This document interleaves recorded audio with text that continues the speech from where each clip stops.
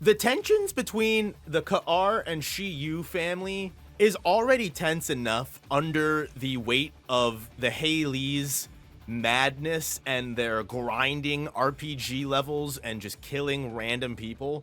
The fact that now we already have even more building tension between these two families that might just result in an all-out brawl, a three-way war, instead of 2 against 1, that makes what Kurapika, Benjamin, and all of these other characters have talked about so much worse than they could have ever possibly imagined. We're still focused on getting the Phantom Troupe up to tier 2 so that way they can assassinate Morena and take on the Heil-Ly in hopes that the Ka'ar and Shiyu families can just get rid of the Heil-Ly with the Phantom Troupe and then worry about their own problems later. Because remember, at the end of the day, both of these Mafia families, because we're not including the Heil-Ly as a member of this 3-family arrangement anymore. We have already deemed the Heil-Ly as illegitimate. They are quote-unquote Heil-Ly, simply because Morena is running the Heil-Ly in a way that is no longer the original organization. So these 2 remaining Mafia families that are playing by the rules have full goals of reducing the other family as much as possible to be the reigning Mafia in the Dark Continent or wherever the Kaken Empire settles.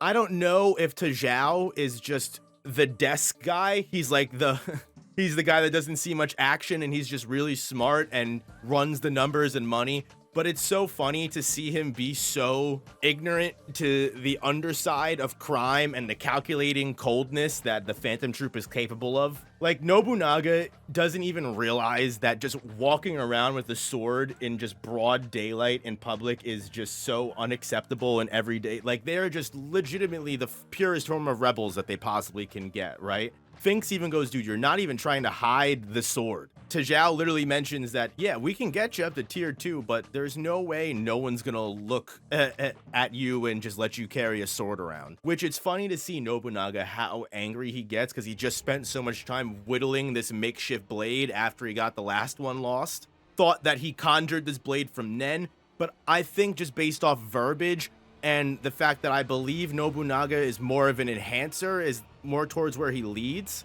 I could be wrong. I think he kind of literally just made this. As Phaeton even mentions, it's just a replica of a sword. Who cares? But I could understand, you know, spending like an hour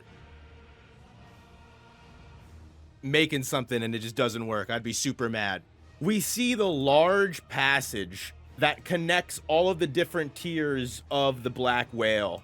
So that way the Mafia family can roam in between, no worries, no problem. It's kind of like, have you ever seen that joke of there's like the secret hatch in an airplane that takes you to every single, that's kind of what it is. It goes in between the different tiers and in between the ins and outs of the boats in order to make a clear path from one floor to the other that is just completely separate from everything. It even goes through the sewage, which, as we find out, is higher than the people on tier 5. So the people on tier 5 are literally just living underneath the cesspool of piss and shit of all the other people, which is just beautiful. Gotta love classism. The families are able to do this because they essentially own all of the subcontractors and workers that go in between these different layers of the boat at all and every times.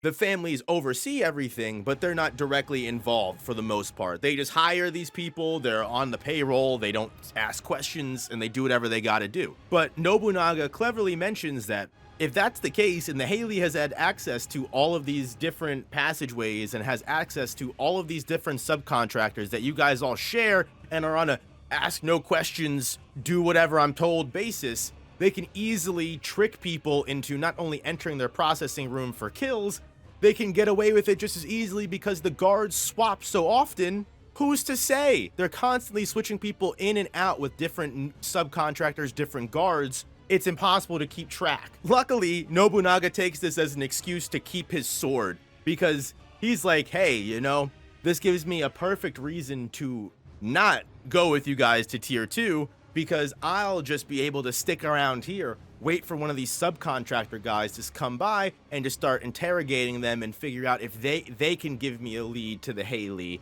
Meanwhile, Phaeton and Finks are going to go back to the headquarters where Nobunaga and Hinrigh already got ejected from. And I brought it up earlier in the Krollo section of the review, but it really is funny to think that If Chrollo's Skill Hunter is the kind of nen ability that evolves from the different level of heists or crimes that the troupe commits, it makes sense that the Phantom Troupe, Nobunaga, Phaeton, Finks would have such a pure grasp on what the Heil-Ly family is doing, because it's something they may have been able to do before. Killing people in order to upgrade nen. Who's to say that they didn't do that before to upgrade Chrollo's Skill Hunter? We already talked about that in detail, but Tajao is surprised that they're able to figure this out. But in my honest opinion, knowing how the troupe works and knowing what Nobunaga even said last chapter, that the Heil-Ly works almost like a prototype Phantom Troupe. They act how they used to act back in the day. They're just going on their ego death power trip. Amateurs. We've been through that before. We're three class years ahead in criminology psychopath university, okay? Nobunaga does impart the knowledge of Yokotani's ability, which is the LSDF ability, that it's a counteractive ability. Basically, if they can quote-unquote charge the intruders with trespassing, hurting them, or any kind of moral, civil crime, then LSDF Yokotani, one of the contagion members of Heil-Ly, can just conjure these, big giant toy soldiers that just eject you from the room against your will, that you cannot fight back against, and they chase you relentlessly. Is not in a good spot. Finks is a very reactive enhancer. He fights first, punches first, and asks questions later, whereas Phaeton's ability is a little bit more better suited for that. Phaeton's Pain Packer, we know that he has multiple other versions of Pain Packer too, right? We saw Rising Sun and the Scorching Heat burn Zazan, the Chimera Ant squadron leader, like it was nothing way back in the Chimera Ant arc, accumulating all of the damage that Phaeton takes over throughout the battle, and then once he has deemed it enough damage, he's able to reflect that damage back. Whether he can do this in different ways, he can create or use a different kind of Hatsu to do it in the moment instead of building it all up. He can just instantly reflect back if he puts on a different set of armor. I think this fight is a little bit more better suited for Phaeton in this moment. And even he says, if it's only self-defense, no problem. We just let attack first. Easy. Phaeton's one of my favorite troop members. Love him. And I think he's an underrated character because Pain Packer alone uses transmutation, conjuration, and I'm pretty sure emission all at the same time. There's a reason why when Chrollo's gone, Phaeton is usually the one that assumes the leadership role. Phaeton is a nen genius. Why use big word when little word do trick, right? Man of little words, but he'll fuck you up. I love Phaeton, so I'm excited to see how his nen ability translates into handling LSDF, the counteractive ability, and what Finks is going to be able to do. But most importantly, I am excited to see Nobunaga's nen ability at the end of this saga that we're going on with the Phantom Troupe and the Heil-Ly. Nobunaga is the one that I'm most excited to see what he brings to the table. And even though he escaped from this little Heil-Ly encounter that they're going to go into, I expect Nobunaga to get into some ridiculous shenanigans. Keep in mind, the troupe needs that tracker that Hinrigh turned into an oyster. Without him helping, they lose huge intel support against Marina's gang.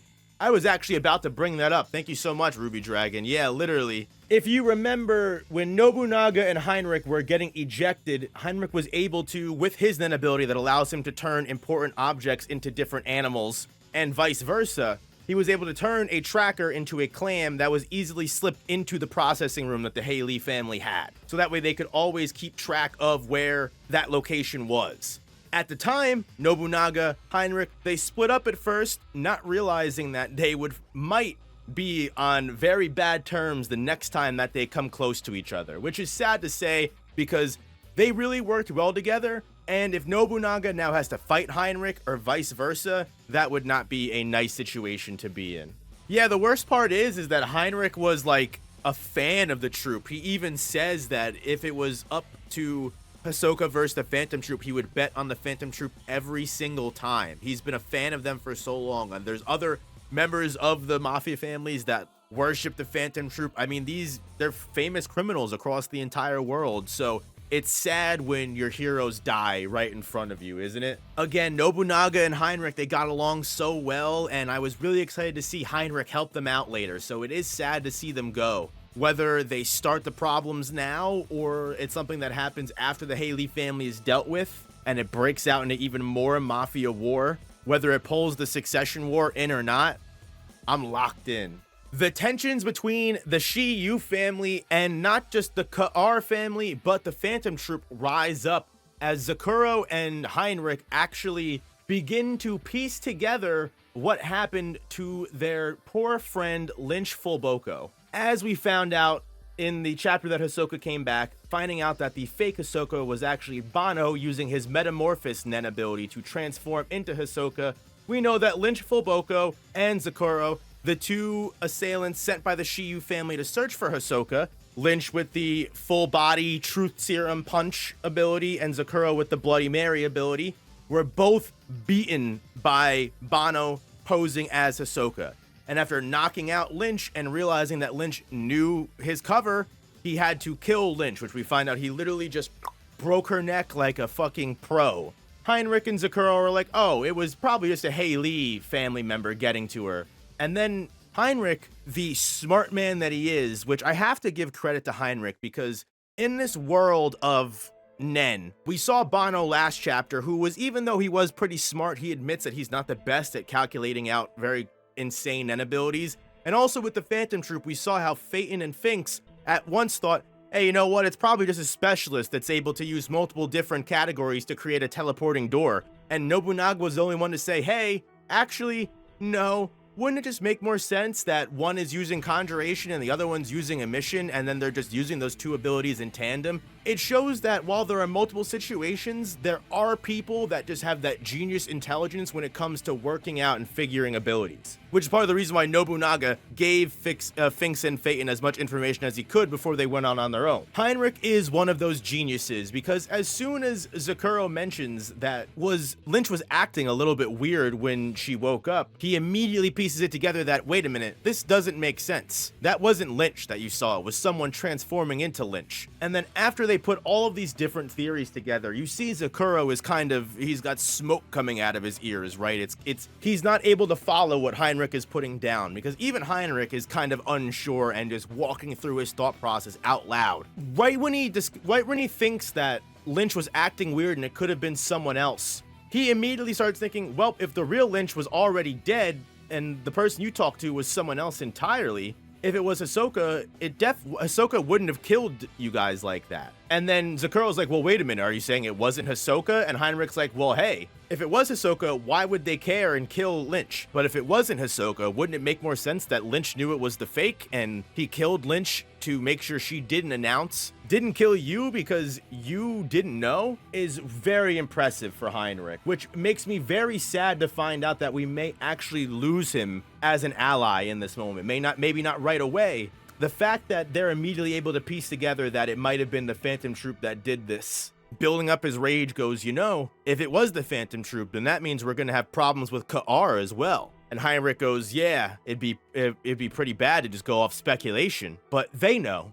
They don't need concrete proof. They know. They need concrete proof to cover up their tracks. They know the Phantom Troupe was the enemy. And you know what? No one's gonna care if the Phantom Troupe dies. The Ka-R might, because they haven't taken out the Heil-Ly, but if they do it their own special way, they can get back. So they've just made an enemy out of this very smart, critical thinker that if it wasn't for him, Nobunaga may not have escaped that situation as easily as they did, let alone be able to get a tracker and get so far ahead of the Heil-Ly. Hinrigh is the one person we wouldn't want as an enemy, and now we've got him as an enemy. And whether his clam turning back into a tracker was Hinrigh immediately going, all right, well, I'm gonna get this tracker back and we're gonna take care of Heil-Ly on our own, or Hinrigh going, fuck Phantom Troupe, fuck this tracker. Well, we won't know until we see how these events play out. But Banno admitted prematurely that the way that he handled that situation will most likely cause an issue. And unfortunately, the people that encountered Lynch's body were just the intelligent motherfuckers to figure it out. Banno did not cover his tracks up enough, and that's exactly what happened.